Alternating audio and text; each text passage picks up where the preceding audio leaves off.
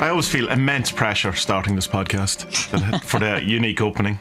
It's like, I don't know. What's the story, Spud? What's the crack? Much man yourself. Happy Bloomsday. Oh, it's a Bloomsday today. The hand job day. Yeah. Yeah. Let's all celebrate James Joyce getting a hand job.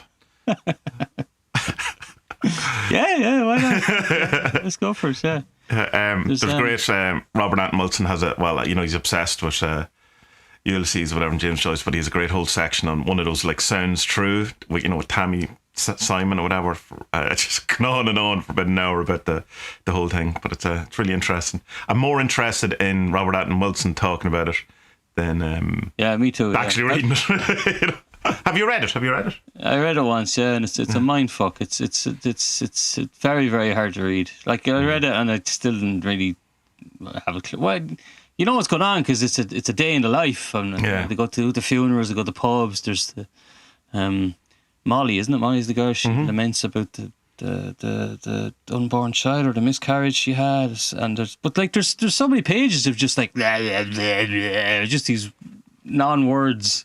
Yeah, it's tough really. Like, but there's I was telling you before, there's a couple of films of it, but the best one, there's, you know, Stephen Ray, don't you, the Irish? Yeah. He's in one, and that's really good. Right. And I think it's only about, not that long. It's less than 2 hours anyway. All right. There's a BBC narration, like a play, like done of an audiobook thing. It's about 18 hours though. It's meant to be awesome, but I think I have that. I'll follow it. Yeah, just listen to it. Yes. How are you going to listen to that in the car with kids? Like, But seemingly, if you have someone who's actually, because it's not just nonsense words. It's like, it's a bit like, I suppose, an early train spotting where he is trying to do a dialect as well. Not all of it, but like some of it is. I started Finnegan's Wake. God, no. Yeah, that's no point. No, I know it kind of starts with him having a shave. That was about the most of what I got at. And I'm not even sure if that's true. That's just what I got from it. Probably. No. Avoid Finnegan's Wake. That's just it's not worth it. You know what I mean? It's just not like, you know. I like Joyce though. I mean, I remember I really liked Portrait of a Young Artist, because that was just kind of coming of age. It's like he goes from being a kid to college and growing up a bit. I like that. Ulysses is a tough one. Real tough one. But of course, there's the Mandela effect as well. Of course, of it, the portrait of Dorian Gray. Which of course is the picture of Dorian Gray, but that's where the Mandela confusion comes from. Those two. There's a book coming out by, I don't remember who. I did retweet it. Someone has dived into all of Robert Anton Wilson's thoughts on James Joyce. So it's a book about his thoughts on James Joyce. That'll be really good. Yeah, 8,000 pages long. Jesus Christ. Yeah. That'll be really good. I'm looking forward to that now. It should be out fairly soon, I think. I think it's going to be out by the end of the summer or something. Oh, I did see you tweeting that, actually. Yeah, I know. Yeah.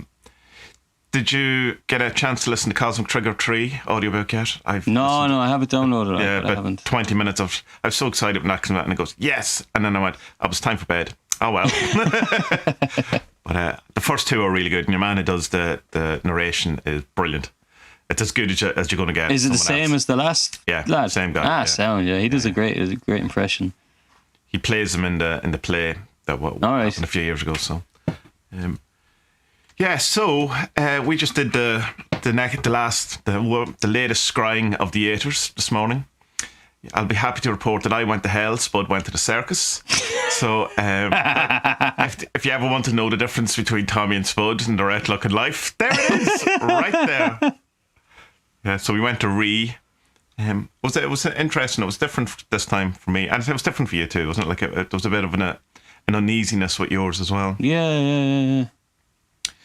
But it's I don't know. It's what it is, I suppose. It is, isn't it? Mine definitely had a kind of a feel of that I was looking through a very kind of dense glass or something like that. That there's definitely a distance or a fog, or you know, like that what's that through dark glassly, that type of thing, you know, like. Right. But there was some distance, but they could definitely, these lovely ghoulish type things could see me, but it wasn't creepy, it wasn't scary, it was I don't know, like it was, but there were creepy images, but not. I wasn't having an emotional reaction to it. I don't think they were trying to make me have an emotional reaction to it or something. Although the Protector did show up at one stage, so who knows what was really going on. Better help Tommy. Here we go. Did you read any of the kind of other versions of Tex? No, it's like... You're going to wait till the end? No, I'm not. It's just, I'm just so much going on that I just haven't had the time to... Like, to the point, from what I was telling you and Jason, so I was sick anyway, which didn't help, but I was so kind of... I don't know what the correct word is for exhausted, maybe overwhelmed, or that I lay down to my meditation for half an hour and woke up 3 hours later. So I mean, that was most of my day gone then yesterday. But I woke up going, I fucking needed that, I'll tell you. But then didn't sleep last night, so I've messed up my entire. It's like, oh, I don't know. Such is life, though. When you have a 3.5-year-old, you don't get to sleep sometimes. Yeah. But yeah, no, I want to read them, but I definitely don't want to read in advance, because I wonder then too, like, because yours started a bit similar to mine. Was that an influence of me having done it before you, or was that just what is? So it'd be interesting if you went now and looked at Jason's or Duncan's or whoever's kind of description of it. If it was like, oh, and we're in hell, you go, all right, well, that's interesting. But if it's all butterflies and rivers and girls prancing around, everyone happy, then you go, all right, okay. I don't know. What awaits me? We don't know what to make of them, but like, we're doing them because we're told to, so you know.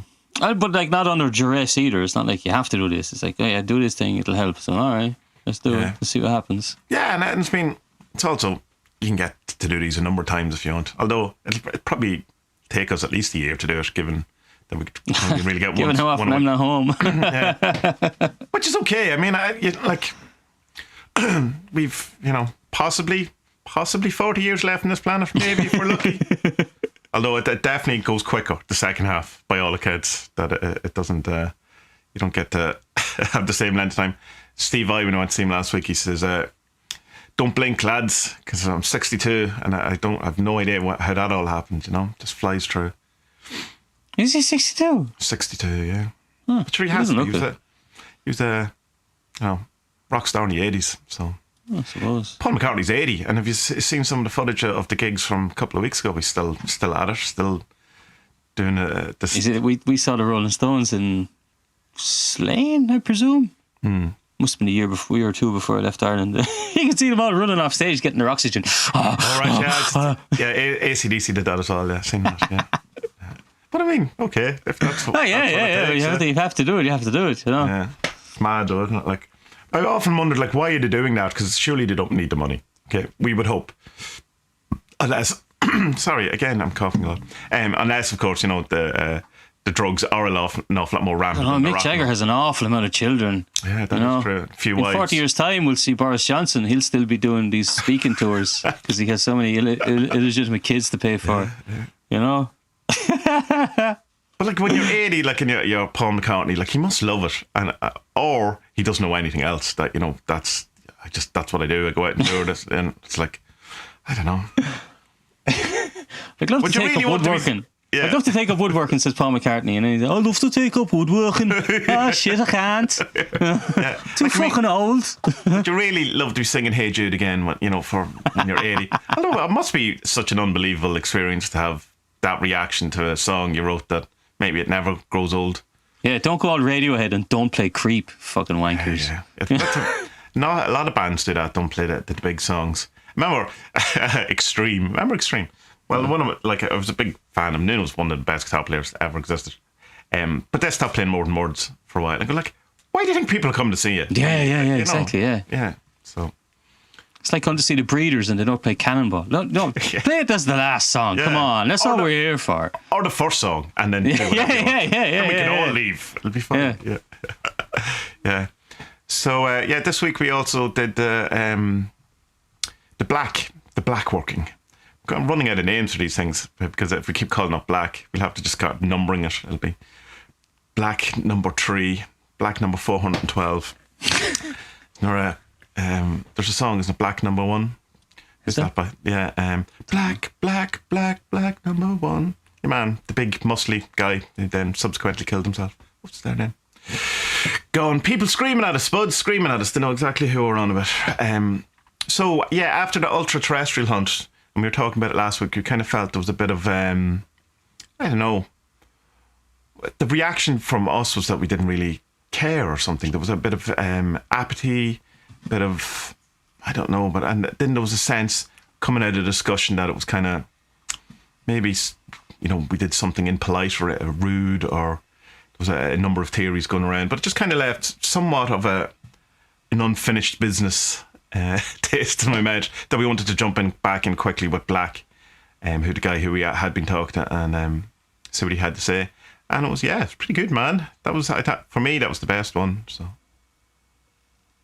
yeah. It's interesting stuff, you know. He I wanted to ask about true will, my true will.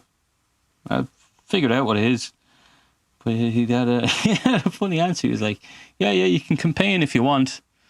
I was like, I don't want to do that, because it sounds like politics straight away. But then again, it could be, I suppose, a teaching thing. You know, you can campaign to teach people about stuff, or try and get the word out about something rather than a political thing. But then, like a minute or two later, he's like, "Yeah, call back next time. We'll have more answers." Because he was just, it's numerous what you can do. But what was it? Don't do anything in an emergency way. So don't do anything too quickly. Okay, that's fine. And there was stuff about the family, and it was really good. Yeah, because I mean, it's these things that like.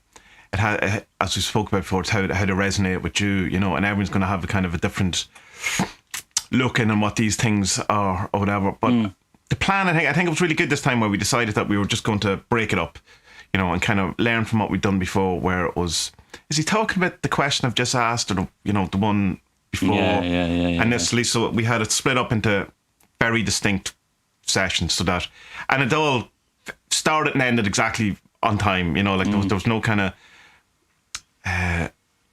no one was being cut off or anything when the time went off. It's really hard not to believe in stuff like this when stuff like this happens. To the point. Like I said it during yours, I'm still laughing at it. I was like, I've never been skeptical of magic. Never. I nearly walked out of the room. I was so shocked. To the point that you kind of go, well, you know, other than, as I say at the end of it, other than if I trust Jason, I wouldn't trust him. You know, he's almost too good at it at this point, mate. You know, really good. But it's. Yeah, I don't know what to make of it, because it's got to the point now where you either have to. There's two choices: either it's completely real, or Jason's having us all on, and you know. And I don't think Jason's having. I'm a trickster. I'm not like the other girls. Peter Kingsley. God, we haven't said his name in ages. That's the end of the podcast. Do you know what? I changed my thoughts on what this third order bodhisattvas are. So, thinking of them as this third order, they're this kind of shadowy Illuminati type rulers who have our best interests, but also don't really give a shit about our material. Well, I suppose to have humanity's best interests, just not spuds. Or Tobbies. Maybe. Black seems to like character. Solipsism. Solipsism. Yeah. Actually, Kingsley has a good thing about solipsism, that like it's all been totally misunderstood, and that we are all the center of our own universes, rather than you're the center of the whole universe kind of thing. But I thought that was a good take on it. Well, if solipsism is that you are in my head. Yeah, but he says that, no, well, of course he would say that. Yeah. Everyone has gotten this wrong except me. Of course. You know, that actually we are all the centers of our own universes, not that there's one person. Anyway, so I kind of had this thing that they're these rulers pulling strings, But then changing my mind to look at them rather as bodhisattvas, that's helped a lot more to fit it in my silly brain, rather than that they're I'm not explaining it properly, rather than they're kind of pulling the shots, or that they're secretly in control of what's going on in an Illuminati type way, but for our benefit, rather that they're these bodhisattvas that can be contacted for answering questions about our spirituality or whatever, you know?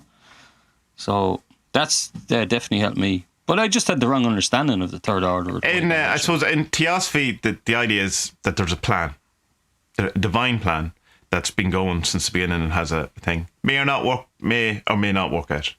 And that these guys are trying to keep us in alignment with the plan. So it's not their plan, if you know what I mean. It's not. It's the same kind of notion that they've come up with in this too, and they have this idea that if one of these masters of wisdom or bodhisattvas or whatever has an idea, they have to go and test it, they have to go and prove it. You know, they have to prove the case, and then a few of the other ones have to check it out as well. So they're also on the discovery. And of course, the idea of bodhisattva is that you put off your enlightenment in order to hang around to make sure everyone gets enlightenment.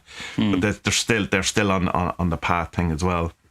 But again, it's like, who knows what they are, you know? And it's trying to put some like human hierarchical structure on something, and it's like, you know, because it's like, you know, skeptical Spud from a few years ago would just be like, "Is are listening to random words off the radio." Yeah. Problem is, though, skeptical Spud from a few years ago is that last one wasn't random at all. That's the thing. And like previous ones, as we were joking afterwards, like, oh, the seagull, 43, a shadow, a man with a horn, whatever. And you go, all right, let's try and unpack all this. This was like, yeah, so here's the thing. You can campaign if you want, right, man? And if you do, don't stop. But you can't worry about it, though. I mean, you can't plan for all of the things, right? That's just the way it is. But listen, will you call me again? Because I'm in the middle of doing something else here. So, be good to your kids. Bye. Yeah, bye. Go, all right. What did he mean by 43?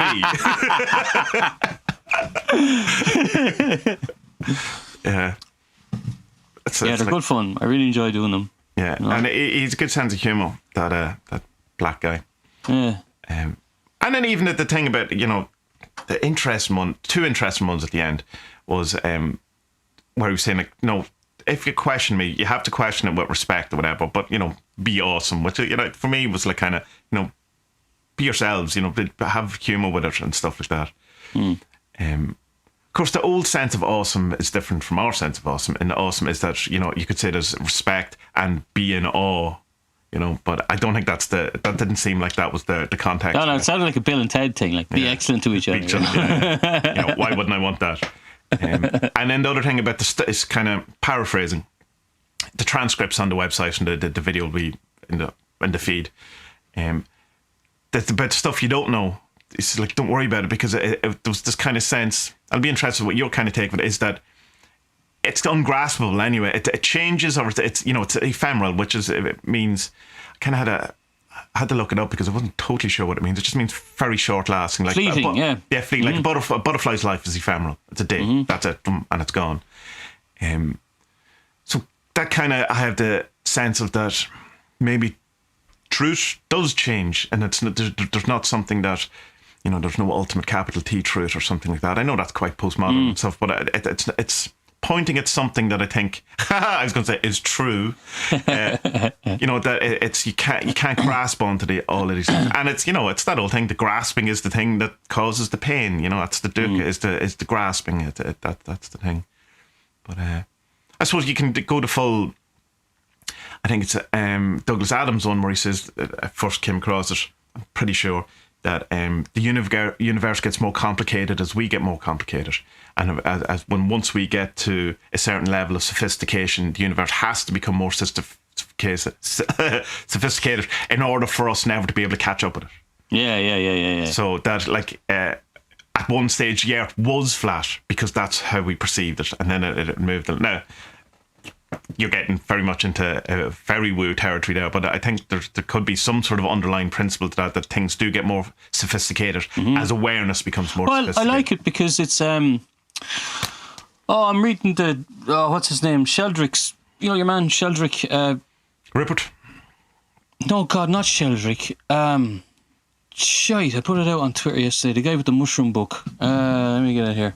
Is it Sheldrick, his son? Maybe it's Merlin Sheldrick. Is it Merlin? It is his son, yeah. That's his son, yeah. So he talks about this researcher in the 1930s, 40s, something like that, and she posited this thing that has since been proven to be right.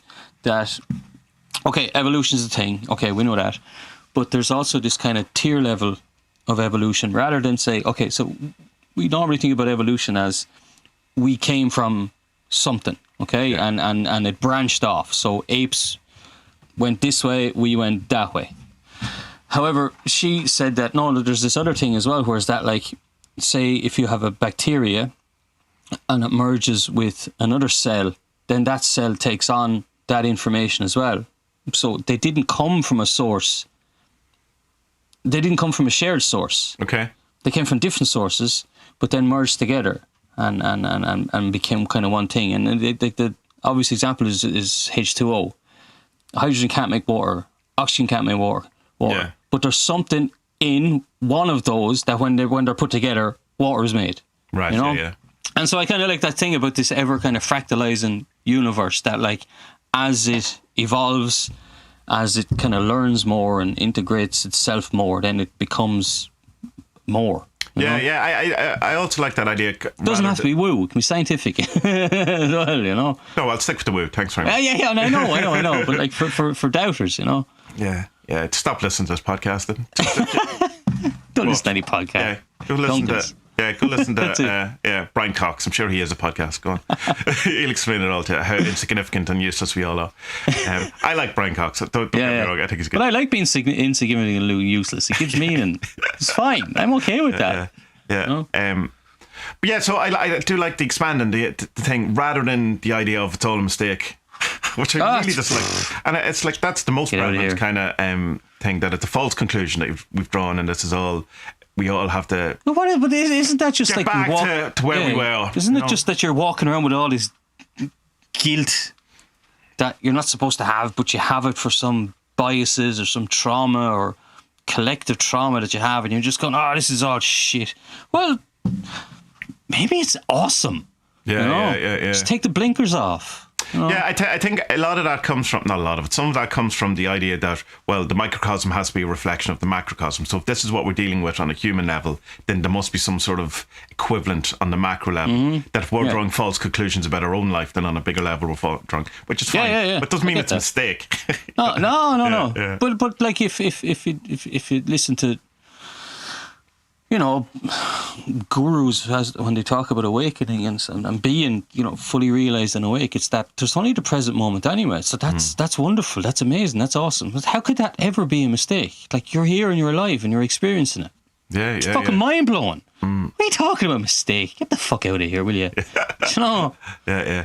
But it's so I enjoy that it's rather than, you know, we've the fall and we've all fucked up and we're all original sinners and all of this thing. I like that it's an expansion. We're moving towards somewhere, and you know, because that's how it feels. Like that's how it feels. Like creativity feels expansive. Yeah. How I judge things on their merit spiritually is, do I feel contracted or I feel expansive? And when I feel like, you have to be always careful with this stuff, because there's other things in play when you can feel contracted, because you can feel scared, and that's or you can feel out of your depth, and that's different.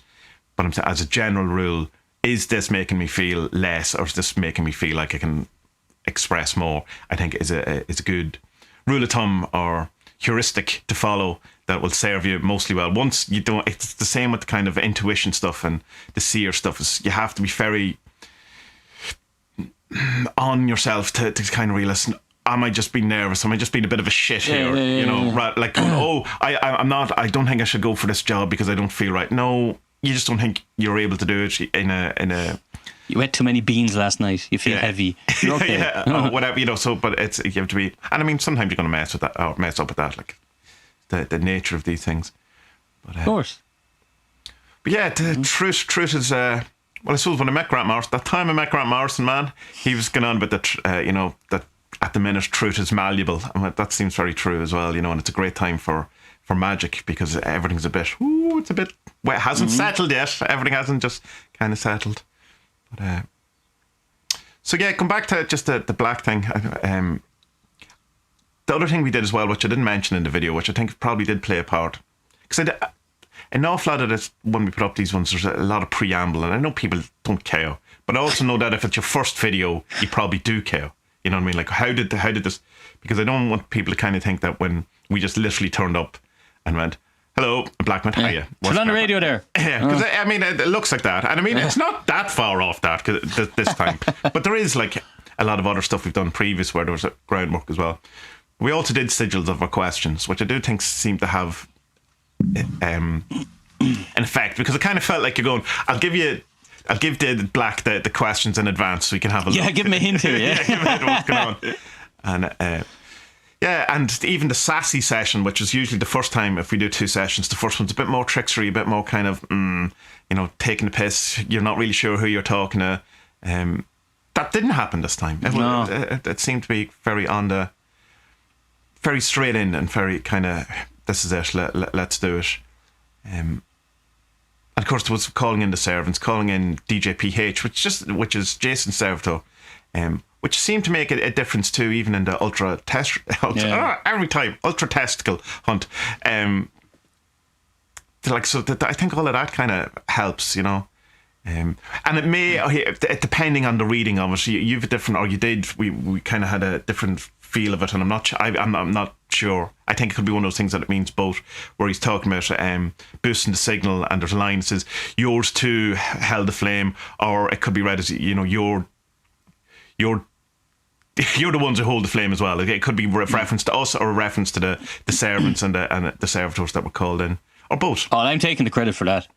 Yeah, so. But if you take it in the context of what comes after it, it seems to be talking about us. But if you take it in the context of the first half of the thing, it seems to be about the other thing. So I just go both. Why not? Well, I mean, it's kind of the part of me that likes the challenge of it. It's like, okay, so this Bodhisattva has said, here you are, you can do this too. All right, I can do that. I sat there last night where everyone had gone to bed. I was sitting there going like, fucking hell, like, I don't know if I could be a Bodhisattva. I mean, it's an awful long time, but you're not living in time. But like, be great to help people. And then you're like, oh shit, is that ego? Yeah, see, that's it. That's it. Yeah. I think the kind of trap, and I can only speak for myself, that I kind of look at that as going, oh, hold on, that's massively ego. Oh, look, I'm so enlightened that I can help the peasants. But the video I shared with you, but not even that. I'm also awesome because I've not progressed in my own life. I look at me. Yeah, I'm here for you. It's like, oh man, that's just cover myself in ego. Just pour it on me. But I was watching that video I sent you this morning. I think the channel is Dave's Dharma, isn't it? I never came across it. I only got to see half. I don't know his reputation at all. I don't know anything about him. Oh, is he a Nazi? Please don't be a Nazi. Come on. It's not ginger Nazis, because they'd have exterminated them. I don't know. Well, they're probably ginger Nazis now, in fairness. But he seems grand. I've watched a couple of videos. I haven't watched any in ages. I went looking for Bodhisattva stuff there the other day. That popped up, and he was talking about the idea for the Bodhisattva actually comes from almost the opposite of what you're saying, that like it's the person who becomes enlightened, the Buddha. He's the egoist because he doesn't help other people, and he's just becoming enlightened for himself so that he doesn't have to be reborn. Whereas he says, no, the idea for the Bodhisattva was that you become enlightened, but then you say, no, hold on, I'll hang around here, not I can be alive or not, but I'll help people who also want to become awakened. That's the thing I was saying to you before as well. It's like like Crowley and all get the word, and it's their mission to wake up the masses, Whereas in Crowley's case, the word is telema or telema. Right. Yeah. That's what you mean. Yeah. Yeah. Yeah. Whereas what the Bodhisattva thing is that. No, that's not what you do at all. You don't go out and build temples and spread the word like that. That's ego. You know it, and you teach whoever comes to you and asks for it. It's quite a big difference. Yeah, because it's the thing I've talked about before. Why I ended up going into the arcane school thing is that I don't want to be part of something where the person is as important as the teaching job. Which is an awful lot of the spiritual stuff is. It is with Crowley and numerous other people. I mean, most things. It's like that's literally how cults start. It becomes the person who's doing it. So I kind of like that idea of that if the concentration is about the teaching and not about who's involved or who's giving the teaching or whatever. But it's hard to find that. And why it's easier, I suppose, to do it with people who are dead, because you can't interact with them. They can't have an actual thing where they can talk about their opinions on contemporary life. Can't sexually assault you. Yeah. Or turn into a sex cult or whatever it is. Although, I mean, I'm joking. I was watching. I got this new app, Discovery Plus, and there's a whole section on cults, and I joined it, and it was like, oh, international sex cult, and I was kind of go, are people watching this to work out how to do it? how can I start my own international sex cult? That's my spiritual ambition. First thought that comes to my head is just the amount of STDs involved in that. It's just not worth it. You're spiritually clean. You can't have anything. You're one with God. You still get gonorrhea. No. You can't. Okay. You can't, because you're a pure vessel of the spirit. Which is why you never hear of spiritual people dying horrible diseases, or anything. That never happens. Oh no, never. No, never happens. Never happens. They always ascend. Or jump into a volcano or something like that. Empedocles, he got so pissed off with his students that he jumped into a volcano. It's like, grand. It's just that he secretly had gonorrhea and didn't want them to. Who would say? Castaneda had a terrible death, and he got really sick and had it, and but even though he's claiming he could heal everyone and all this, anyway. But so. Bodhisattvas. They're also a part of the Bodhisattvas that I think he was saying. I may be wrong, because I was trying to do 20 things this morning while watching the video. But he's saying that in some way they also put off their enlightenment. So it's the negation of that ego thing as well, that they go, no, I'm not doing it until I rather than afterwards, So so then it's obviously a good sign if you're saying to yourself, oh shit, that might be ego. Because you already see there's a trap in that you go, oh, pour more ego on me, because I realise this is ego. So it's just like, how do you get out of that? But no matter what, because each step down, it's more, I'm awesome because I'm not ego. Oh, look at the ego in me, be not ego. Do you know, probably the only way around that is to actually, man up and help people do it. That would surely fix your ego things, as long as you're able to do it. Yeah, but it's what's your motivation behind helping people? Is it to help people, or is it to be the person who helps people? Church on the Hill, 3 or 4 books per year, a movie possibly. TV, a spin-off TV series that doesn't get cancelled after 2 seasons. I wouldn't call it the Church of Spud, though. That doesn't have a nice ring to it. I don't know. Don't know. The Omni-Sin word I got, it sounds shit as well. The Church of Omni, what the fuck is that like? I don't know. I mean, at least it makes sense. All together now. You should call it the Church of All Together now. All together now. We'll get the Beatles back together. Yeah. Bodhisattva. Nothing. No. Imagine, because the idea. Correct me if I'm wrong in this, but because you know more about this, but is that when you get to a certain experience or some experience, there's a word that you're given that is kind of a representation of the teaching, right? Is that Yeah. Okay. Imagine your word is the N word.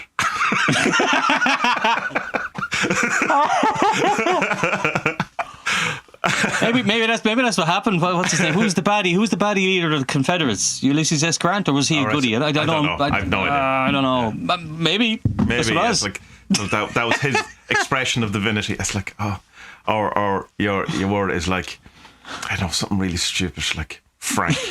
The word of the eon is Frank. Excuse me, Frank Sidebottom.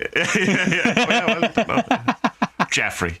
The word of the eon is Jeffrey. All Jeffreys and Franks out there, they're really good names. Honestly, I'm Tommy Kelly. The most, other than Spud Murphy, the most common name you're going to come across in Ireland.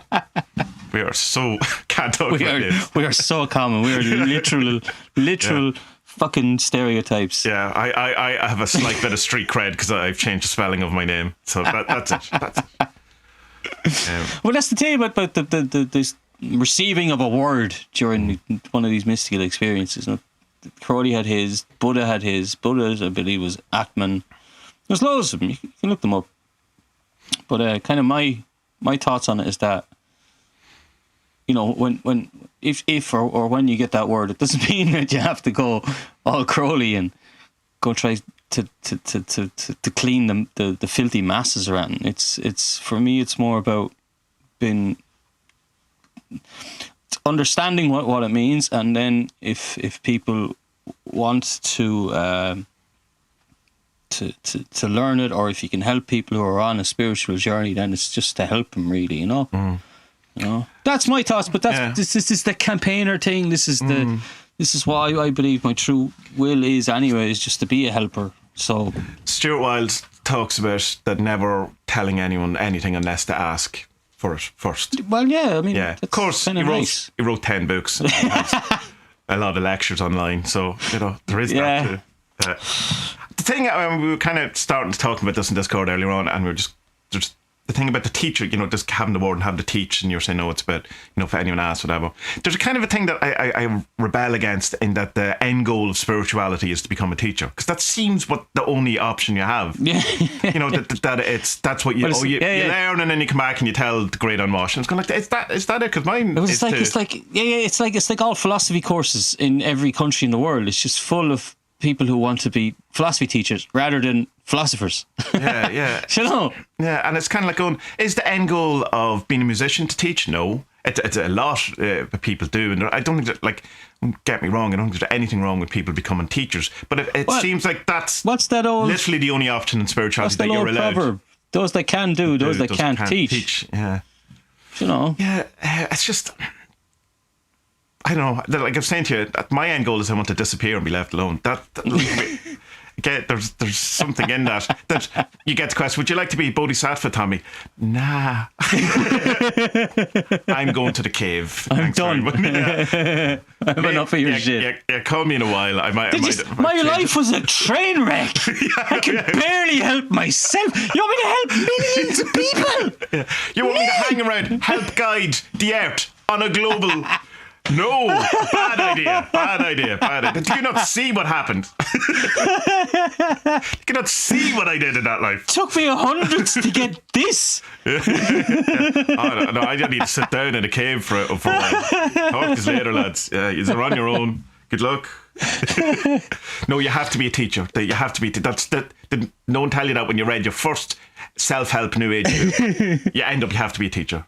And you have to do workshops, and you have to. Well, sure. Look, I fell for all this when I got that mystical experience. I had these bad thoughts. I can do this. I can set up this. I can do that. And I just went, no, that's not what this is about at all. Like, it's but equally to be saying that it's not.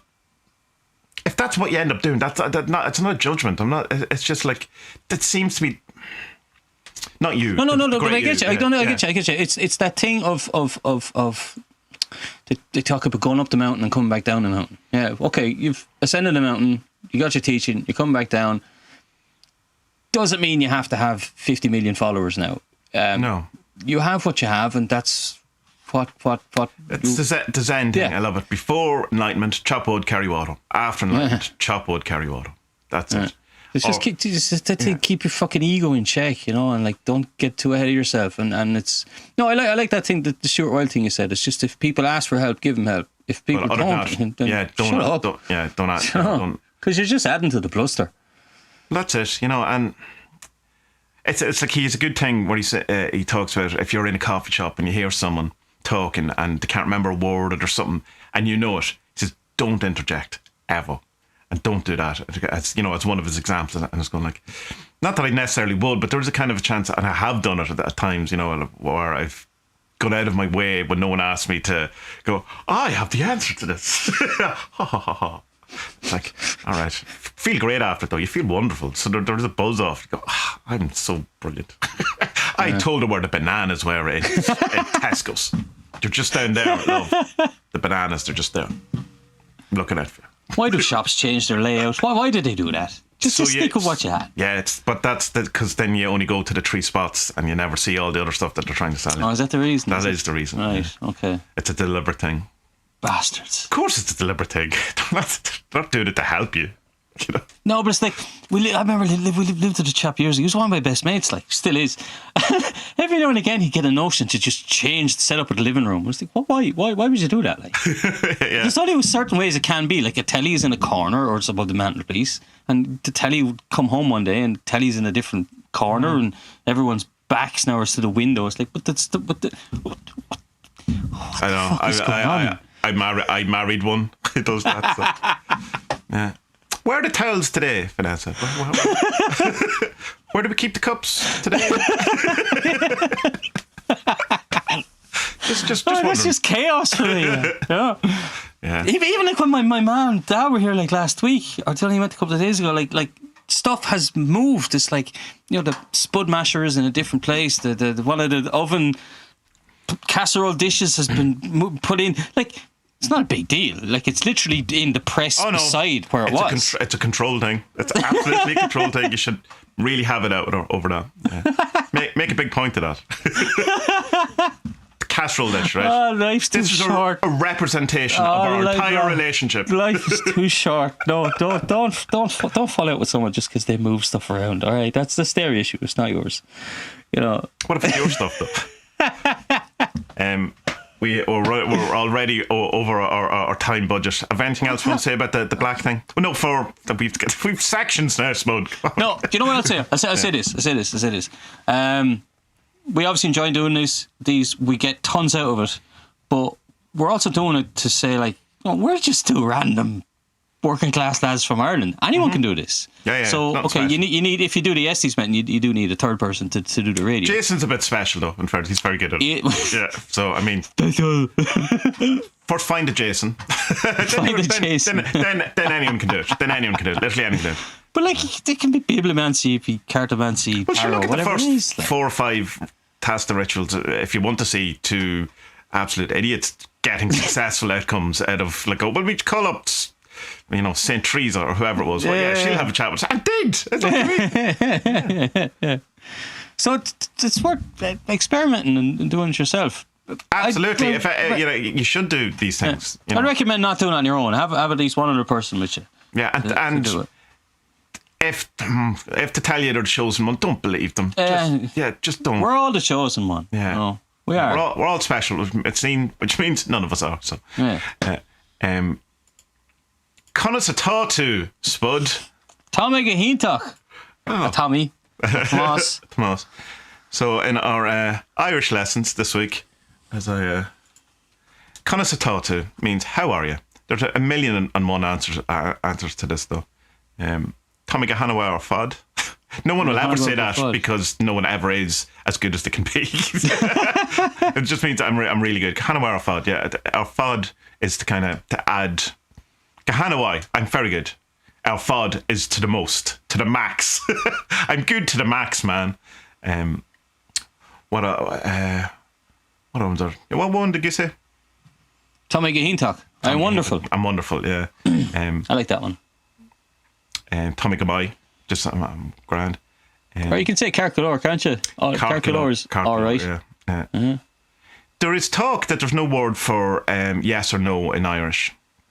And probably strictly true there isn't, but there is.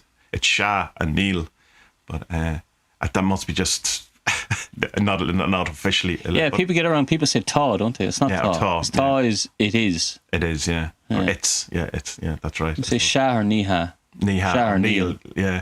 But it's like if you look on any of the websites, the reason why I'm saying is one of the interesting facts about Ireland is that there's no word for yes or no. But they also say there's no word for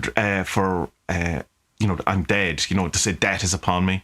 But Tommy Boss, like it is. There's ways around it, but it's just probably not correct. But it's the same as in English. There's so many ways that we talk that isn't correct. But we all know like yiz alone. Like the plural of you. Why don't we have that in English? We really need it. No one, like you plural. No, it's like fish. Just put the S on it. Fishes. Sheeps. Why not sheeps? It's mouses, but not houses. Yeah. No, sorry, it's the other way. Idiot. Mouses before houses. That's your campaign. It's pronounced photographer. Photographer. I've heard someone doing that recently. An actual photographer talking about it. No, I can understand if you're German or something and English isn't your first language, but he was American. So no. Fact of the week. Irish fact of the week. So it'd be like, I'm a photographer. Photographer. Yeah. Photographer. Yeah. You think the Yanks would go with the middle stress? Anyway. Yeah. An Irishman wrote Dracula. Is there anyone out there who doesn't know this? Maybe there is, but Abraham Bram, to his friends, Stoker, was an Irish author known for his 1897 Gothic horror novel Dracula. He was born in Clontarf in Dublin. He wrote it in London though, didn't he? Or he wrote it in England. He didn't write it. Yeah, he lived a good bit of his life in London. Have you been Probably to most of it. the Stoker Museum in Dublin? Bram Stoker. It's meant to be very good. No, where's that? I didn't even know there was one. Yeah, but it doesn't. It only opens on a Tuesday in February or something. Every time I know anyone who's gone to it, like come over as a tourist, it's always been closed. But I know it is ongoing. I'd love to go someday. I'll bring the wee man. Yeah, as an excuse to go and look at vampires. It's a bit young for vampires. Well, I assume it's. Is it? Maybe I should check that out before we bring him. Yeah, it could be closing grooves. It's like the Sex Museum in Prague. Like downstairs. Don't bring kids to that. No, don't bring kids to that. But downstairs is fine. It's hee, but then upstairs gets dark quickly. Right, very quick. Oh, it's like the sex torturing stuff, is it? Yeah, no. It's all the. I was reading Valis, and because someone told me in a dream to read Valis. It's a fucking mad book. Very strange. He and this is him trying to make sense of the exogenesis stuff. Like it's this kind of making it easy to read. And he's going from first person to a third person because he says at the start of the book, if I write this in third person, then it'd be easy for me to understand it writing it. But then he chops and changes it mid sentence and stuff. All right, yeah. It's bonkers. And he has this nice theory about people who are into sadomasochists. And it's no one likes it. Like he even gets the roots of the words, and he's like, it means to take pleasure from pain, but you can't. Like it's like actually impossible to have pleasure from pain. What you're getting pleasure from is this sense of control, even though you're being beaten, because you have surrendered your control to get beaten. So you still have this weird, pervasive sense of control. Okay. Perverts are weird, man. What I mean, they're fucking weird. Clues in the name, though. I mean, I doubt sadomasochism is considered perverted in this day and age. Is it? I'm not sure. I don't know. I'm not up with all the stuff. I know a good few people are into BDSM. I'd imagine control freaks. I bet. Well, or the opposite. Because it's still, which still means they're It's very strange. Any listeners, viewers out there who are into BDSM, explain yourself. Tell us what you get out of it. And I know genuinely I'm interested. Tell me, because I mean I can definitely understand the control person. you're the master. The dominator. Yeah. I can go, right, okay. Maybe that makes me a dominator or something. I don't really get into being told. Although I don't know if you're your significant other or someone in your life says I'm coming for you. It's okay. So maybe there's maybe I would like it. I should explore my sexuality more. Yeah. Me and Spud will go to Paris for the weekend. I'm not judging people who are into I know. Go for it. Whatever the fuck you want yourself, like. But I thought his idea on it was quite good. Right. So Conas Tattoo and Bram Stoker was Irish. There, that's your education. That's me campaigning for Ireland. Done for a week. I had one fact. All right. Is look up the sport hurling, HURLING, because it's the fastest field sport in the world. It's like because we've mostly American listeners, don't we? It's a bit like a cross between lacrosse, except no one wears any protection except a helmet and and that's recent enough. Steel or a metal face guard, and rugby and death. And death, yeah. It's like the type of game that would be played in a dystopian future movie starring Mel Gibson in the 80s. That's pretty much it. Yeah. This tiny, hard leather ball is full of cork. Yeah. And that can hit you at speeds of like 120 miles an hour or 100 and so many miles an hour. Like. And you're kind of okay with hitting people with sticks too. I mean, if you didn't mean it, if they were in the way. I was going for the ball. Yeah. No one wears shin guards. No one wears those. What are they called? Those cups for your balls. Yeah. And it's like and if you breathe on a soccer player, they fall apart. They cry. If you hit a hurley player in the face with a stick, they're grand. They'll buy you a pint. Burn your house down. Yeah. The grand. It's the greatest sport. I love it. It's my as much as I love football, I'd rather watch hurling. So it's just. Do you like Gaelic? Is that your football? Gaelic football? Not as much. No, it's too many. There's too many fisticuffs fights in it. Even like hurling, there's lads with sticks beating the shite out of each other, but they don't actually get in Nah, not that often. You see fights, but in football matches, it's just too many made up bullshit fights. Like, right. You know? Yeah. Also, it's all amateur in Ireland, isn't it? No one gets paid for it. Like, they get a good job in the bank, though. Strange. yeah, stuff like that. Yeah. Sponsorship deals and stuff like that. You know? But actually, they get looked after, but they don't get money into their bank account. Yeah. Although, I mean, Crook Park sells out. Someone's making money, so. Yeah. Anyway, so the fundamentals, pillars of magic. This week we've went with banishing because that's what the most amount of people said. There was also voted was pathworking and meditation, but I think it was banishing that got the most, wasn't it? Banishing, yeah. Lads want to talk about banishing, so. The thing you think of in occult circles when you think of banishing is the lesser banishing ritual of the pentagram. If you're in New Age circles, you would never have heard of that. So the thing in New Age circles, and I suppose in most spiritual circles, would be sage, Palo Santo. That would be your kind of banishing thing. It would be more of an incense type thing. There is, I've read studies that the sage, and it's white sage that's used mostly for banishing, and it's now becoming rare and adding to climate change and all of this stuff. So you have to make sure you're getting ethically sourced sage. So, but it's that there's an antibacterial or antifungal element to it. So even on a kind of a normal, mundane level, there is a clearing element to it as well. Same as something like tea tree, which is one of the few substances in the world that's antibacterial, antifungal, antiviral, which is very few that you have something that's all three, apart from like bleach, like a toxic chemical. But to a level, like, I mean, people get carried away with like stuff, especially with the essential oils and stuff like it. It's not. It helps, like, and you can burn it in the house. If someone has a cold, that and eucalyptus is great to kind of burn in an aroma, a diffuser or something. But it's definitely not going to 100% guarantee you that you're not going to get cold. But it's certainly going to have an impact on the environment and can slow it down. We do it a lot because there's the preschool and there's a lot. Kids are always sick, so it's it can't hurt. And it's great for cleaning down countertops if you put it with water and all that kind of stuff. Don't put it on your cat or dog as a flea or tick repellent. People do, and it's recommended in books for it. No way. Burn their skin. Absolutely. That. Yeah.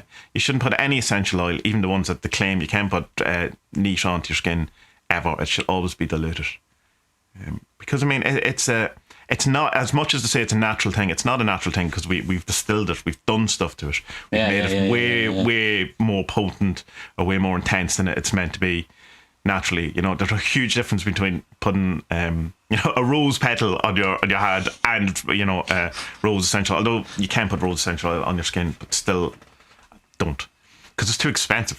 That's like always diluted. But so yeah, the first kind of banishing thing, and my one that my go-to more than any other ones is clean your room, clean the whole thing. Get it as clean as it possibly can, and it's a way to look at it. If you're doing a banishing before a kind of an invocation or an evocation or a spiritual thing or whatever, clean your house in the same way you would if your mum's coming, or if someone you're trying to impress is coming around to your house. You wouldn't have.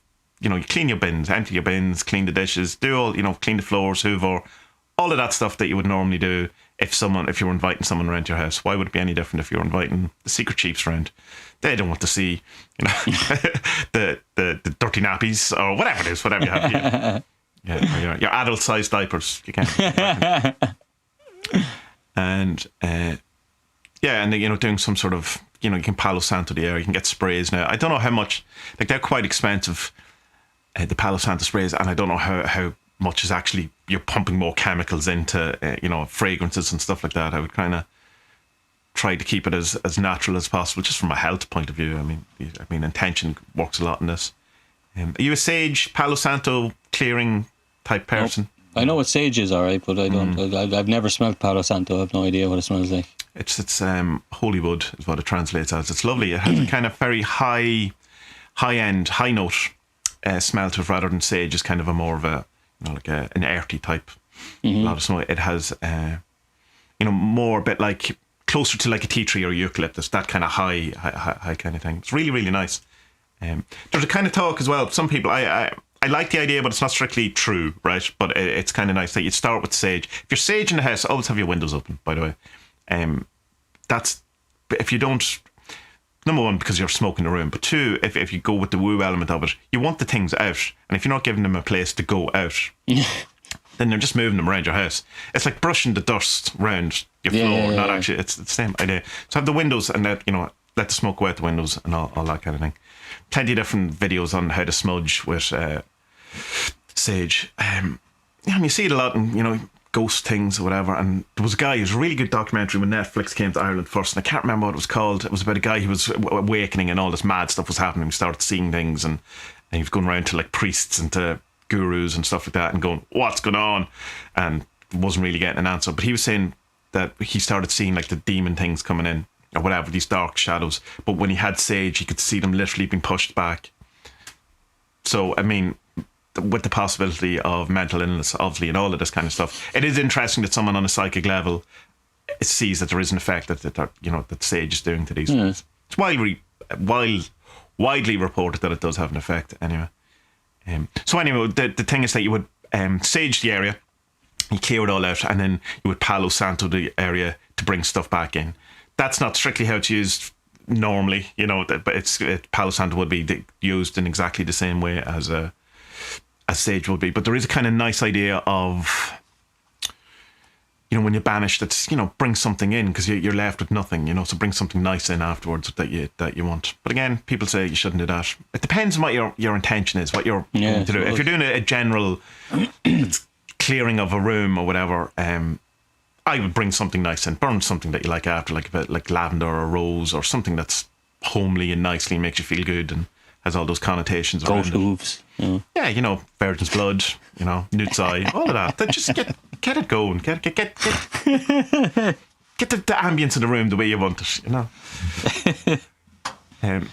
So there's probably other kind of stuff like sage and Palo Santo are the ones that we're destroying the planet with at the minute. I'm sure that there's plenty of other herbs. Like mugwort is also great for clearing. Like it's used to clear really dark entities.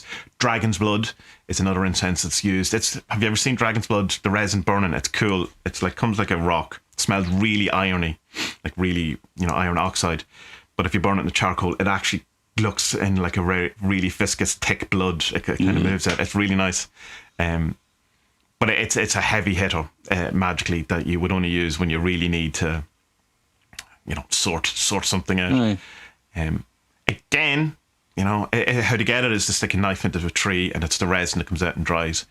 And there's a couple of different ones that are actually toxic. So the cheaper stuff, so you have to be careful when you get these things. Have your window open. Yeah, and it is very smoky. There's a real kind of iron sense to it, like metallic. Like when you lick a battery, that kind of it smells like you've licked the battery. Rosemary is really, really good as well for clearing the areas and stuff. It's great protection if you have it. I have loads of it in the garden. It's an old kind of idea of it keeps your area clear, keeps wards off evil and all of that kind of stuff. It's a really nice one. I don't think there's any. I'm sure there is other ones. So if you have your own personal favourite, let me know. Because I love all that kind of stuff. Incense in general can be used as as even like things like citronella, which we use as a to keep the flies and stuff away from barbecues and stuff like that. Right. Comes from a mat. Like they don't like the smell of it. Like that it doesn't work as good as we would hope. But there also is a banishing element from citronella that you could use to kind of clear areas as well. And intentionally, and it seems to work on an actual mundane level as well. So that's where I would start with all, with the clear your space, clear your area, do it an actual physical clearing or whatever. And then I suppose you're into, when you go more, you've any number of things you can get into. Have you ever done a lesser banishing ritual of the pentagram? Oh, yeah. You have, yeah. I know you were averse to it for a while. Yeah. I do them now and again. I do them before we do Animal Black. So I would. At LBRP rather than... Yeah. I kind of feel like I have to. Like, I was averse to them at first, but like everyone who gets into chaos magic is like, I'm totally changing that. Fuck that shit. Yeah. But then, after a few months and you realise, shit, no, that's pretty cool. You're calling in like 4 angels to look after you. Yeah, I'm on board. Yeah. And I understand that if you're trying to get away from Christianity and you go here and you go, oh, you have to call in the angel. Like, really? I'm trying to get away from this. But then it's like they become different. The representations of energy. Watchtower. Yeah. And I think it's fine for a while to, do your own thing. There will be. I reckon there's a limit to it, though. That the effectiveness of doing your own thing. I think why we have these kind of things coming in, and I know they're relatively new. The Lesser Banishing Ritual of Pentagram. What is it? It's 150 years old. Possibly. 1800s, wasn't it? Yeah. But I mean, there's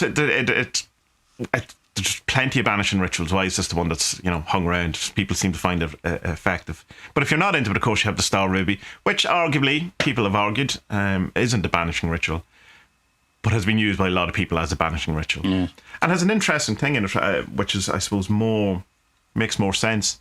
In the Lesser Banishing Ritual of Pentagram has a clockwise motion, which is traditionally an invoking kind of a thing, where the Star Ruby is anti-clockwise, which would feel Widdershins. Exactly. But then, of course, you have an invoking and banishing pentagram that you can do. So the actual Golden Dawn one is the lesser ritual of the pentagram, rather than and then you have an invoking and a banishing version of it. But it's just the lesser banishing ritual is the one that people know about. You did one with Celtic gods at one stage, didn't you? That was when we were doing Star Ruby, wasn't it? Yeah. Just kind of, it was the same thing. Just fucking big head on me going, oh, I'm better than this, blah, blah, blah. Shit. But it's good to ask, what's the difference between when you're doing it yourself and then doing it properly? I don't know, to be honest. I don't know which worked better.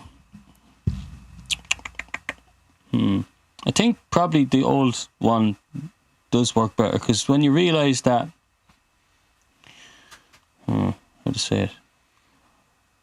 It's kind of when you realise that you don't have to make up your own rules and you can rely on other people's rules because they have the experience, and there is this kind of collective unconscious or collective thoughts about it. Oromorphic resonance, I suppose. There you go. Yeah, I think when I came to understood that, then I went, actually, I'm totally okay now with doing these old ones, because they have a. What put me off using the old ones at first was this idea of tradition and things, conservatism. I don't like conservatism, as anyone listening to the show will know. Yeah. I'm not into that. I think that we're progressing, we're evolving, and I think that conservatism means you're staying put. It's like what they say at the football transfer season. If you're not buying new players every summer, then you're going to fall down the rankings because you're not improving. Right? Yeah. That's the way I see conservatism. I see it as you're standing still while everyone else is moving. However, or even as part of that, because I learned from kind of doing my own versions of stuff that there's actually no reason to do my own version of stuff, because it's already done. It's already in this anyway. All I'm doing is putting different names on it. Doesn't matter. Yeah, it's still the same. So may as well formula. Use it. Yeah, exactly. Yeah. So that's what changed my mind on it, and realizing that, Jesus, I don't have to knock down the house and rebuild it every time. I can just move in, Yeah. There's a house here. Can just use that. No. Building my own. No, I like doing things the hard way because I get to learn. Yeah. Shut up, Spud, will you? I don't like windows. No. Everyone always use windows. I'm not a window person. The last house I went in had windows. People kept looking outside, thinking they were better. Yeah. That's my thing with them. I think banishings are great now. I would have been averse to them at first, just go, this is nonsense. You don't need that. But no, actually, I think they help, and if it's only to create a magical mood, well, then they're worth doing. Yeah. But if it's the other end of the spectrum, and there are, 4-head bottle washers from the heavens coming down looking after you, well, then that's definitely fucking worth doing. Yeah. Now, of course, there is some negatives that go along with them, or claimed dangers that go along with doing these things. One of them is that you start lighting yourself up in the astral plane, and you're more noticeable to entities that maybe don't have your best interests at heart. I don't know. People who I respect agree with that, and people who I respect think it's rubbish. So it's up to you to decide what you think. Your mileage may vary, But I can understand if it's that kind of thing. If you start doing this stuff, then, you know, and there is entities out there, then they are going to start noticing. You are going to, you know, it's the same as to say that, going back to the secret chiefs, there's a point that if your light being a representation of your, say, evolution at this point, if your light isn't bright enough, they can't see you. You know, it's only when they start seeing people who start doing the work, and you know, they can start noticing you at that point. Again, if that's true. So if the good guys can see you, the bad guys can see you. The other notion, and this is a thing that's reported a lot and happened to me as well, when I first did a daily lesser banishing of the ritual, everything started going. The good things, the bad things. It was like a kind of overall a chemo of you know, your life, where it kills indiscriminately all the stuff, just to clear the area and everything. Yeah.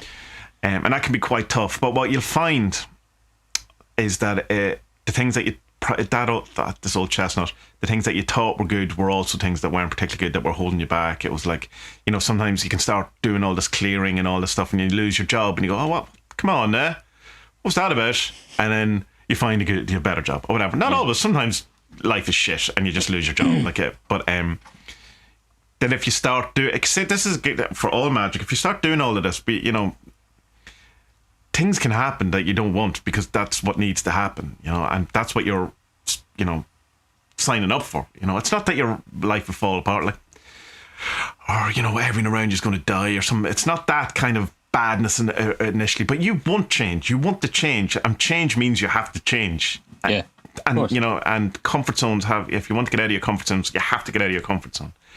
And so it can feel like your life is falling apart. And I mean, we've both been there, Spud, where it felt, you know, everything fall apart. But you know, just keep going. You know, like, but if you're not ready for it, say you're doing daily banishings and you're finding this kind of chemo effect of it, and everything's going away, just stop. And, you know, take stock and take it easy. Take it easy and wait until you're ready. Yeah, but if you're going into it and doing any of these kind of big workings, whatever, no, that's what you're getting at. That's what you're signing up for. And it mightn't happen. You might. Nothing might happen. Your life may just get instantly better, but it, you know. And like, look, you don't have to, because I mean, I was against all the gowns and candles and knives and all that stuff of ceremonial magic. Still am, I suppose. But it's like, there's simpler ones as well. It's just like breathe out and clap at the same time. Yeah. That's banishing. Or laughing. Laughing's great banishing, especially if you've in a group where you can get people to, you know, force laughter at the beginning, and then everyone's laughing, and that's a big chaos magic one. The clapping and breathing out is really good if you know, you can do it to the quarters, you know, do it starting the east or whatever. That can be quite effective. Hecus est biblio, away from me all things profane, you know, and just I do that if I'm ever sage, and it's just what I repeat over and over again. Sweeping your hand in every direction again, hecus. You know, all of these things, you know, and you can feel in the same way when you have like the windows open, you've dusted, you've hoovered, and everything, your room. The atmosphere of your room is different. Yeah, it is. It's absolutely different. I agree with you. Yeah. You're just creating a cleaner space for good things to happen, or for things to happen at least. You know, or how, if you ever notice your desk is getting a bit messy, and then you'll go, why is my mind a bit messy? Yeah, there's definitely a correlation. Then you clear things out, and you can think. Yeah. It's the other thing of, like, you know, when you're driving and you're reversing into a tight spot, and you go, I just have to turn this music off so I can see what I'm doing. Oh, you're one of them. Yeah. Turn that down. I can't see what I'm doing. Come on. That's mad. Yeah. I know people who do that as well. I think it's hilarious. So your radio's not doing that. I know what it is. Though. I can't see. Can't see with the radio on. But you know, it's one of the things about magic that I would have been the most skeptical of. Definitely banishings. Definitely, because I was just, why do you need that if everyone's on your side anyway, or the things that you're wanting to talk to are on your side anyway? Why the fuck do you need this? But no, do them. Yeah, they're it's good way to learn about other stuff. Yeah, and even by making your own rules and then breaking them and then going back to it and seeing how it all works. And yeah, I think they're definitely worth brushing up on and learning more about, because they help. Yeah. Don't become obsessive about it. Some people can do, you know, kind of, you can become a bit OCD about having to do banishing after everything and before everything, and and also be respectful as well. Like, if you're calling something in, say you're calling something in, don't immediately, you know, bring in a huge banishing after them. Ask them to leave, you know, as you would a person, you know. Imagine you're just there and your friend Frank comes in and you wouldn't believe. So you just get the brush out, you just at his feet. Heck is Frank, you know. Frank, man, I can't drink anymore. You bring the rest of the bottle home with you, all right? It's time, man. It's time to go home. Look, yeah. You can't stay here. No. Start You're hoovering You're a around. mess, Frank. You're a mess. Yeah. So yeah, Banishing. Yeah, I did them. I think they're of value, and you know, try them out. If it's not something like I suppose saying, it's a testament to thinking them rubbish and then, you know, seeing the value in them. So if we're not doing them, why not? You know, why not try them? Right, we've time for this documentary. So right, you brought this one to my attention, so I've done a lot of talking in the last section, I suppose. So let's hear your dulcet tones. Know a lot more about it than me. Ardal O'Hanlon, Tomb Raider. This is on BBC recently. So Ardal O'Hanlon is an Irish stand-up comedian. People will know him in the UK and Ireland anyway, because he was in Father Ted. He was this really dumb priest in it, and he's one of these stand-ups. He's a bit like, even though it's a different style of humour. Say your man that died recently, the Canadian, what's his name? Norm MacDonald, yeah? Okay. Like, you could tell the same joke as Norm MacDonald and it just will not be funny.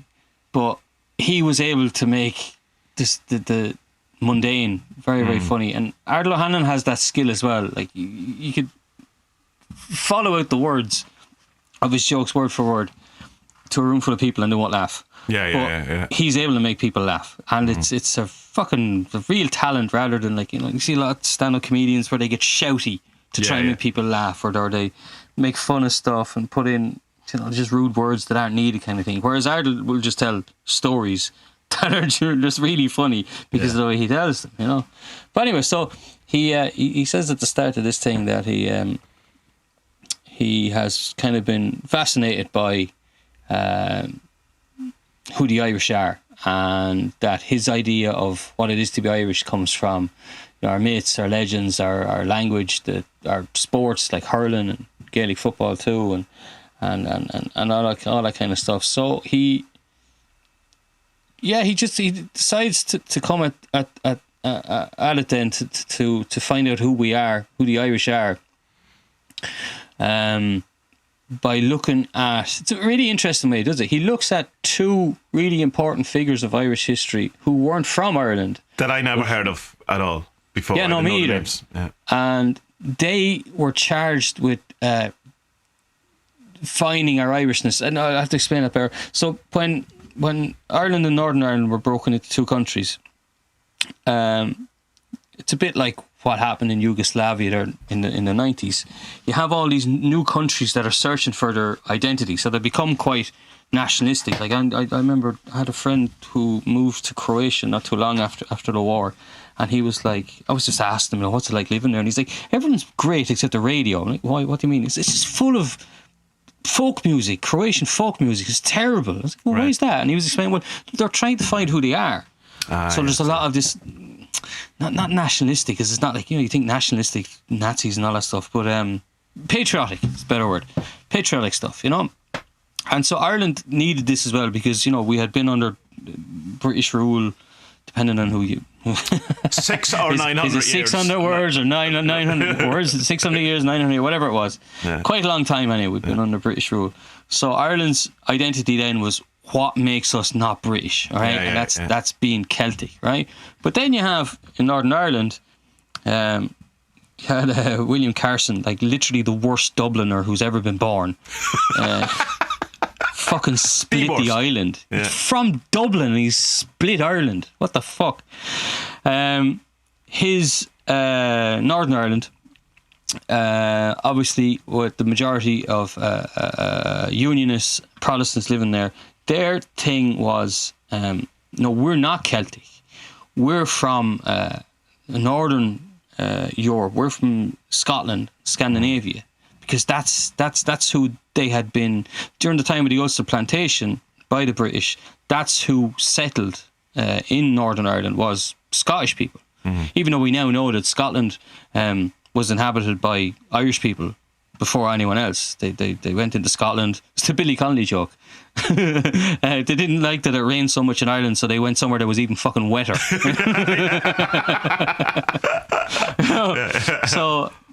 So he did. There's these two figures. I have their names here. Adolf Mars, isn't it? Yeah, Adolf Mar, and someone who's an awesome name, Emir Eston Evans. That's deadly. EEE. So you had these two chaps who kind of found themselves in Ireland, and they're charged with finding what's the identity of these two countries. Like, is the island? Are we the last bastion or the vestiges of the Celts, or were we settled from the Northern Europeans who went to Scotland and then moved down to Northern Ireland? You know, And to say that neither of them had an agenda would be slightly wrong. Adolf's agenda was that, right? So Adolf, when he moved to Ireland, wasn't a Nazi, but then he was a Nazi. He became a Nazi. Definitely, 100% Nazi. Yeah, full on 100%. And this was his obsession with, because the Nazis were looking for this Aryan race, this pure race, this white pure race, and while he wasn't researching on the Aryans, he was looking. He thought it was the Celts. You know, so German nationalism could base itself on the Celts, because there was this belief at the time that the Celts were this society, this culture, and we know now that they weren't. They were just what we call Celtic now wasn't a centralized society like the Romans or the Greeks or anything like that. It was just this tribal kind of people who moved around, nomadic, and people who moved around from place to place. Some people did, some people didn't. Obviously, there was a lot of raiding and farming going on too, but they were just the people that just spread out, you know. And so his thing was he wanted to find this link of the Celts, and Ireland was this last place of it, because he's looking for this kind of true or pure race, this golden time that you can hark back to, which is what all conservatives essentially think of, you know. Yeah, it's essentially like, definition of let's go. We want England. We want Britain before Brexit, and they show these videos from 1932, which were total fiction. You know, it's not a real Britain that these anyway. And so with your man Evans up in Northern Ireland, he was more open to it being possible that it was both. But what was happening with his work is that the Ulster History Museum and the people who were reading his research were like, yeah, we're Scottish. You know, this suits us. Like, whereas he was saying, well, yeah, that's where we came from, but it doesn't mean that it doesn't mean your conclusion that that's what we are. There's other roles here, you know. So he was more open. He was really progressive in what he thought. Whereas Adolf was like, no, he wanted this golden Irish or Celtic race, you know. But to the point that he kind of invents it, really. Like, you know, there's a lot of kind of, he makes the story up, and it's around bringing it to the World Fair. You know, to try and convince that, you know, to give the Irish Americans a kind of, if he can convince them of this amazing kind of history, then he's kind of, you know, it becomes real. I think that's kind of what happened then, you know. It's really interesting in this documentary, because Ardal O'Hanlon's going around all the different experts, all whatever, and you can all see they're super cagey and don't go, I don't know if we should talk about this, you know. There's kind of sense of, let's not let the cat out of the bag here, and it's all light, all of it. Every bit of it. Since even then some guys go like, I can't tell this to American tourists. I can't. Yeah. The chap that's in the last dig up in Sligo, and he's like, yeah, well, what's he say? When I was in college, we were told there was no such thing as Celts, but when the Irish American tourists are here, I can't really say that. No, which is bonkers. Yeah. You know? I remember talking to a guy from the arts office, high up guy in the arts office, a couple of years ago, and he was talking about they were trying to get experts over for Celtic stuff or whatever, you know, to do talk about Cuchulainn and the fur bullocks and all of this, and they found this expert, and he was brilliant, whatever, and he was essentially going to come over and say, yeah, it's all bullshit, and where it came from, what it actually is, and the general consensus was, this is all we have, we need this, we can't we can't, you know, so thanks very much, but no, we can't do this, you know. We can't come over and go that, you know, I think you've seen that the fur bullocks are like some sort of tribe from, like, I don't know, like from Belgium, say, like, you know, I know that's where it's like, all our kind of history around Cuchulainn and all this is all just not true at all, and it's all like not even reconstructed but constructed, absolutely. But you can see there's definitely that kind of sense of when he's talking to them where they're kind of going, do you want the line or do you want the truth? What is this TV show? And he's kind of going, no, tell me the truth. Go, all right, okay, yeah, it's all bullshit. There's a brilliant one where he's talking to a girl, some professor, some amazing. There's the woman at the end. Where he's going, what is being Irish? She goes, are you like, and she's like, where did Irish come from? And she goes, well, when you ask him, came from my parents. We asked them from when we came 500 years ago, 5,000 years ago. It's different. Yeah. And with the thing of that, we're, we're the blow-ins, like what we are is not the original Irish. She has a good way of resolving it, though. It's like the thing that does make us all Irish is that we call Ireland home. That's it. Yeah. Like, that's probably all we should really need. Like, I'm okay with that. Well, I don't live there anymore. But we changed the constitution to reflect exactly that not that long ago, where it's being Irish is aspirational. Like that if you feel you're Irish, then you are. I know it's a bit too much, but like. Does that mean I can have child support? Because Ireland pays pretty good child support. Who am I to assume anyone's nationality? Did you assume my nationality? Ireland always ahead of the curve in these things. You can. You said a funny one there. You said blow in because Ardal O'Hanlon says that twice, I think, in the documentary. It's such a great Irish word. No one. Oh, is that one of those things that no one knows? Is it all right? We won't tell them. All right, they'll have to look that up themselves. Yeah. You're only a blow-in. Yeah, you're only a blow-in. You can probably, out of context, you can probably understand it, but and there's another. Jump in if I'm talking too much again, but there's another great one where they're talking about where they were trying to look for this culture, whatever. So they went round and measured everyone's head, noses, and ears, and to try and find some sort of correlation or thing, that I suppose you have a kind of a sense that different races are a construct, but we know what we mean when we say races.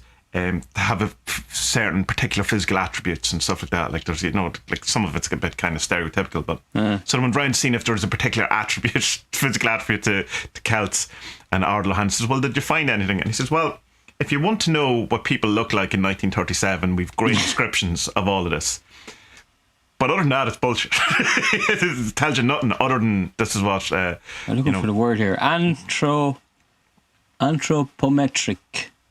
So it's a very close cousin to that thing of where there was the fortune telling on the skulls, where if you had a certain bump, then that meant you were going to be a criminal, and like it's not far from that at all. Like, but it's like measuring all different things. But we're saying like the other side of this kind of belief that your facial features, donate you or show you to be Irish, British, French, it's like, well, that's a slippery slope to eugenics. Yeah, absolutely. Where it went. Yeah, that's genocide. Exactly where it went. Yeah. Which is, Adolf Mar was probably all right with that. Well, no, he seems to regret it. He did regret it later in life. Yeah. But he writes to the Irish government and says, I felt it was my nationalistic duty to follow this. Yeah. When you'd lost. Yeah. You could have stayed in Ireland and fucking not done anything. It's he was the first Nazi in Ireland. He set up the Nazi Party in Ireland. Actual card-carrying Nazi. Yeah. They had youth camps and that's strange. But I suppose, like, strange in hindsight. How strange would it have been in 1936 or whatever? Probably not at all. I mean, we had our own brush with fascism around then too. With the brown shirts and all that kind of stuff. So I mean, blue shirts in Ireland. Blue shirts. Yeah. Brown shirts are the Spanish, isn't it? Brown shirts for Mussolini, wasn't it? Yeah. Oh, is it the right? Yeah. No, brown shirts Hitler, black shirts Mussolini, blue shirts is the Irish. Right. Yeah, but the Irish were strange fascists. They were these green, like no. They were these Catholic fascists, where the church and particularly Virgin Mary were these figures to what do you call it, to devote yourself to. Whereas, like, the European fascists were all about kind of bringing down the church and setting up their own kind of we're essentially belief system, taking Catholicism to the max. Fascist Catholicism. Which I mean. It was prevalent enough for a while in Ireland. It didn't really go away. But that turned into one of our major political parties. They're just now they're just Fine Fine Gael, Gael. yeah, they're still there. I think they're ruling at the minute, aren't they? It's not the two of them at the minute. All right. Yeah. So Because that's the way a two-party system should work, where both of them are in power at the same time. Totally, different ideals, opposing ideals, both of them in government. Why not? Oh, there's a cool thing that these lads from Harvard come over. He had a very Irish name, Johnny O'Neill something. Hugh O'Neill Blinken. Yeah. I didn't catch the surname. Even Ardal comments how great a name it is, isn't he? And they came over, and Adolf breaks the law because he's not allowed to. He's not. Yeah, it's that Irish thing. It was better to ask for forgiveness than permission. Yeah. I love that. Yeah. So he says, "Yeah, go off and dig over there. You're grand. Don't worry about the law stuff. I'll sort that out." And they start digging up a crannog. Crannog's a fucking kick ass. Right? Most people outside of Ireland aren't going to know what they are. So basically, the Irish, the Celts, even though they weren't Celts. They're walking on land, right? And they see this lake and they think, this land is shit. So I'm going to dig it up. I'm going to put it in the lake and I'm going to have my own fucking island. Smart. So you have a kind of Mott and Bailey around you. You're protected because anyone that wants to come and take your sheep or your children, they have to get through a body of water, And he used to do like stones that you only I wrote that down. Yeah. What we do is the people living on the island knew like a path of stones just hidden just below the water that they could walk on and get across quickly, but no one else would obviously know. Full Indiana Jones. Yeah. They're cool. There's one in where I'm from, the Wexford National Park, National History Park. There's a crannog, and it's pretty kick-ass, in fairness. They built an island and then no one could get onto it. It's okay. I mean, it's like there's, it wasn't just one guy thought it, it's all over the country. Like they all had this thought at the same time. But I mean, it's a sound defensive plan. Ultimately it didn't work for them, but I mean, no. So it ends up kind of that Mar leaves Ireland to go back and join the Nazis. Bruno Mars goes back to... Bruno Mars. He survives. He doesn't die. He had been working on propaganda during the war. He was making English language programs, bigging up the Nazis. And then when he wanted to get back to Ireland, just no one wanted to touch him with a barge pole.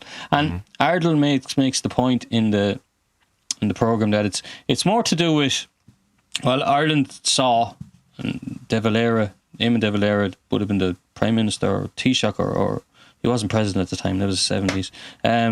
He would have seen that, oh shit, this whole idea of a golden generation of Celts, that didn't lead to anywhere good with the Germans, so we should probably drop that. And Ireland kind of did for a very long time.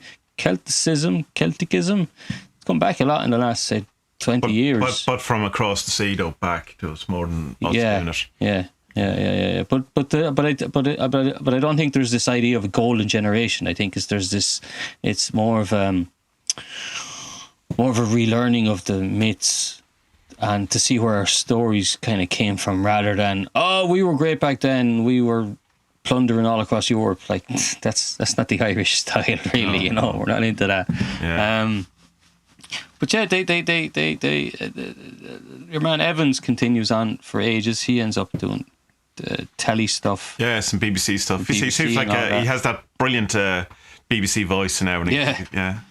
And but it's kind of left open-ended. Who was right? At the end, it's kind of going, is there a part 2 to this? It's kind of It doesn't really settle the dispute that Mar and Evans had. Like, were we from here or were we from there? But it turns out we're from both of them. Yeah. Because it's just that, like, the earlier stuff that Mar had been digging on, that's just earlier than what Evans' stuff had been on. Because there's one part of it where they say that, where did these kind of builders come from? And he's like, well, France, because that's where they settled first, and then some of the French went straight into Ireland, and some of them went up to England and went to Scotland, and then they came over. That's all it was. And then they go to the Laura Cassidy lady who you were talking about earlier. I'm sure she's talking about the genetics and all that stuff, and she's like, well, he asked her that thing, well, who are the Irish? And she's, from when are you talking? Like, our parents, their parents, 500 years ago, yada yada yada. And but she says that, like, the genetics of most Irish people goes back to the steppes of Ukraine and Russia. So that's the Proto-Indo-Europeans. Yeah. You know? So but there's a race older than that we just know nothing about, like that. Yeah. And as well, it's kind of like Ardal asked her something about that, and she's like, well, no. So what does he say? He said something like, are they still there? And she's like, no, because they've changed. It's thousands of years. Yeah. You know what I mean?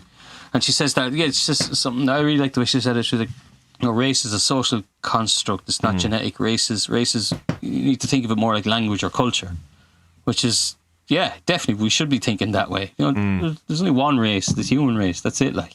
Yeah. You know, there are no races. Even the thing we call race, like, it's completely incorrect using it. There isn't different races. There's a race, one. Yeah, you know, one. That's it. You know, there's cultures, and there's, you know, each culture has a kind of a somewhat physical attribute, but not always too. But like that's it. Sure. It's like to say that the whatever, you can bring it back to 7 people coming out of the, you know, say out of Africa, Proto-European stuff, and one guy with slightly weird eyes, you know, went more east and went into China, and that's just the inherited thing that came, you know, even like, or, you know, I don't know, someone. No, well, I suppose the whiter skin is because you're moving away from the equator, and it's just an adaptation. But it's not, because when the way we talk about races is like there's, I suppose, like breeds of dogs, right? Or something like that. That, you know, well, they're Jack Russells, like, aren't they? They're not the same as us Labradors. Yeah, well, it's the same if you think about it. They were all wolves at one stage. Yeah. And we made all the dogs. So, I mean, all of them. Every dog, humans made them. And look at some of the stuff we've made. It's just terrible. But, you know, I really enjoyed that kind of viewing it, in that it's like, no, this is how it's always been. You mix, you stop trying to segregate all of this stuff as if it's different, which is what we, you know, it's because it's tribalism. It's not what we do. But that's born out of, you know, insufficient resources, you know, that you need to keep the other people away, because we've only this bit of water and, you know, 2 sheeps and, you know, and a chicken, and we need these, you know, so stay away. Heises. We've only 2 heises. 2 heises, yeah. A load of mouses. But we're not really like that now. And we could be going back in that direction again, but where the need for the separation of, you know, or xenophobia isn't there, and we, you know, welcome all of these things in, and the fact of, like, people go, oh, let's go back to, you know, when Ireland was Ireland and that people were Irish. It was never like that, ever. That's never. The eye opener of this is like, we're not even Irish. And I mean, it's like when we look at Americans and go, oh, you know, don't let the foreigners in. Go, you're all foreigners, all of you. All of us. I cannot understand anti-immigrants Americans. Like, it just blows my mind. Like, you know, you're not fucking Sitting Bull, mate. You're not. Yeah, you're not. No. Yeah. Like, I don't know. Yeah. It's bizarre. It is bizarre. Really We're bizarre. We're bizarre people.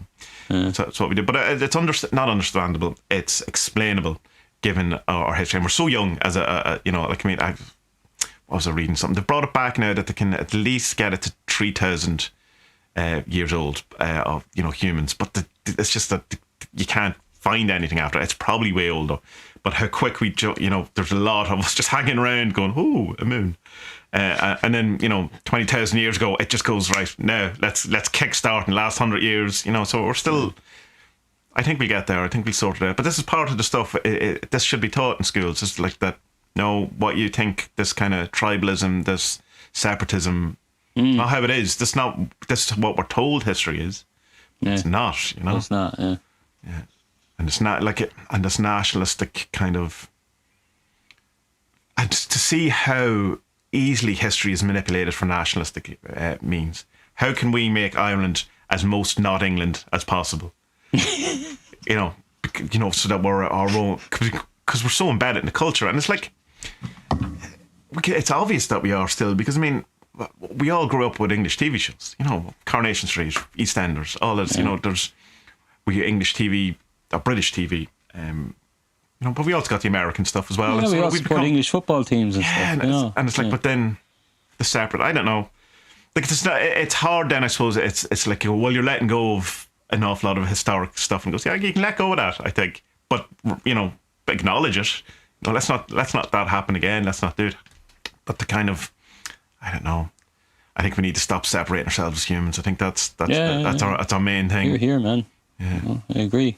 It's great to know where the history does come from. Like it's, I love all this stuff with the pro-Indo-Europeans and knowing that, these were one group of people who, like, they went left into Europe, and then you had the Celts and the Slavs, and then they went right into Asia, and you had fucking Bhagavad Gita, and Chinese culture. Like they all came from this one place. It's bonkers to think, but it's fascinating, I suppose a way to think of the Celtic culture as well is and likewise how to think of like something like Gnosticism. Is that it's not a movement. It was a load of different people with loads of different ideas that were about at the same time that roughly had the same, I don't know. Jewelry. That's it. Jewelry and gravestones. Yeah. Had a fondness for a house in a lake. I mean, who hasn't a fondness for a house in a lake? They had only one graphic designer. There's only one person in the whole. Yeah. Hold on. Frank the Celt, have you come up with the idea for the house? Yeah, this is it, right? So it's a round thing in a lake. Grand. We've houses sorted. That's it. That's all we're building from there. Yeah. Can you do any art on the wall? Well, I have like 3 bits of rope that I can twine around each other. Yeah, sounds good. Yeah. We'll have that for 20,000 years. Thanks very much. Yeah. Oh, they showed a Figil board. I thought that was cool. Figil is the ancient Irish kind of like chess. It's pretty cool. Right. You can play it online. It's basically someone is I think it's one factor smaller than a chess. Chess is 32, so I think it's whatever. Maybe it's 16 then. I think, and you start with I believe 4 castles on the outside, and you're the attacker, and on the inside you have a king.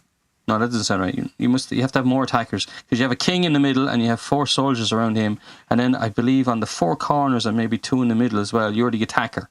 All right. And it's a cool game. You can play it online. It's really good. Very strategic. It's like the same idea as chess, but it's really cool. Because it's Irish. Yeah. Oh well, yeah, obviously. Yeah. Of course. Yeah. Yeah. Right. Dead on. Right, thanks, everyone. No one's Irish, no one's American, we're all, I don't know what, we're all insignificant. Omnisin. Yeah. We're all one. We're all insignificant according to Brian Cox. Bye!